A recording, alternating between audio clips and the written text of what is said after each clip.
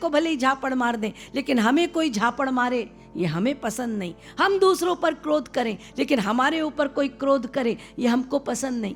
क्यों? क्योंकि हम भीतर से उस ईश्वरीय गुणों से प्यार करते हैं। सत्य, अहिंसा, सहानुभूति, दया, ये सब हम अपने लिए चाहते हैं क्योंकि हम उसके अंश हैं। तो ये ज्ञान जब तक हमारे भीतर नहीं भरेगा तब तक परिवर्तन, ट्रांसफॉर्मेशन नहीं हो सकता। ये बना रहेगा।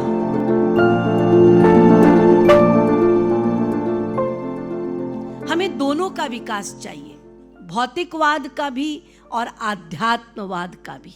हमारे गुरुदेव जगत गुरु स्वामी कृपालु जी महाराज भी यही कहते हैं, दोनों को पैरेलल लेके चलो। शरीर के लिए भौतिकवाद, आत्मा के लिए आध्यात्मवाद, और दोनों का विकास होना चाहिए। और यही बात स्वामी विवेकानंद जी ने कही थी। जैसे माला को तैयार करने के लिए थ्रेड जरूरी है, वो दिखाई नहीं पड़ता, ऐसे ही मटेरियल नॉलेज को पूरा सपोर्ट और उसको पूरा सघन बनाने के लिए, सही दिशा दिलाने के लिए स्पिरिचुअलिटी बहुत आवश्यक है।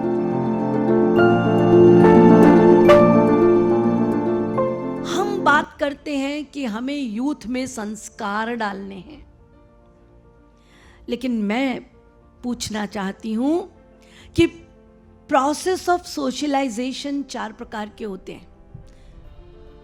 थ्रू इमिटेशन, आइडेंटिटी, सजेशन और लैंग्वेज। और सबसे पहला है इमिटेशन। हम अपने बच्चों से क्या कहते हैं? हम क्या कर रहे हैं वो मत देखो, हम जो बोल रहे हैं वो सुनो। कभी नहीं सुनेगा, वो इमिटेट करता है भीतर की आंखों से। मेरी माँ क्या करती है, मेरे पापा क्या करते हैं, मेरे टीचर क्या करते हैं, आदि आदि आदि। तो इसीलिए ये बहुत इंपॉर्टेंट है। पर उपदेश कुशल बहु तेरे, दूसरों को हम लोग, मैं अपने लिए बोल रही हूं कि हम लोग उपदेश तो देते हैं, लेकिन उसका कितना अपने अंदर उसको ग्रहण किया है, इम्बाइब कितना करते हैं। तो इसीलिए जब हम अपने यूथ को कहें, उनको टोके ना, स्वयं करके दिखाएं। जब हम करेंगे, वो भी आत्मा है, उनमें भी परिवर्तन निश्चित होगा। लेकिन हम ना करें और उपदेश दें, वो कभी नहीं होगा। तो इसलिए हमें भी अपने संस्कारों का निर्माण पुनः करना है। थे, सुप्त हो गए हैं, उसका निर्माण फिर से कीजिए।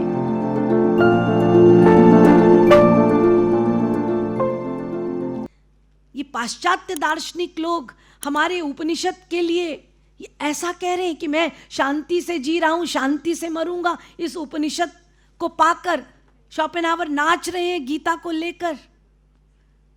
ये हमारे ग्रंथ जिसमें कितना ग्रेट विजडम है, प्रोफाउंड ट्रुथ है, हम उसको भूले बैठे हैं। हम उसको उठाते ही नहीं, इन ग्रंथों को हम पढ़ते ही नहीं।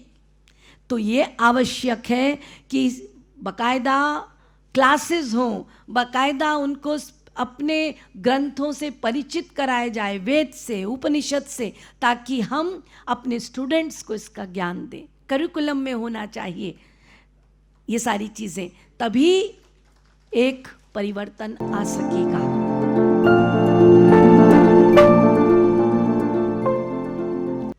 आज के जो गार्जियंस हैं, जो पेरेंट्स हैं, वो अपने बच्चों को बेस्ट इंस्टीट्यूट में बेस्ट एजुकेशन देना चाहते हैं। ज़रूर दें, विदेशों में भेजें, लेकिन मैं ये भी कहना चाहूँगी कि केवल अपराविद्या तक सीमित मत रखें, वरना हम पेरेंट्स लोग ही रोएंगे, निग्लेक्टेड फील करेंगे।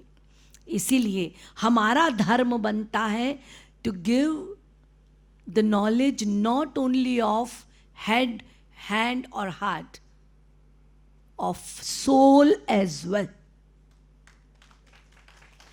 आप यदि बेस्ट कैरियर के लिए बेस्ट पढ़ाई करा रहे हैं तो बेस्ट संस्कार की भी पढ़ाई करवाइए, चाहे कहीं भी भेजिए, अच्छे रिनाउंड जगह पे, चाहे स्वयं पढ़ पढ़ के उनको दीजिए।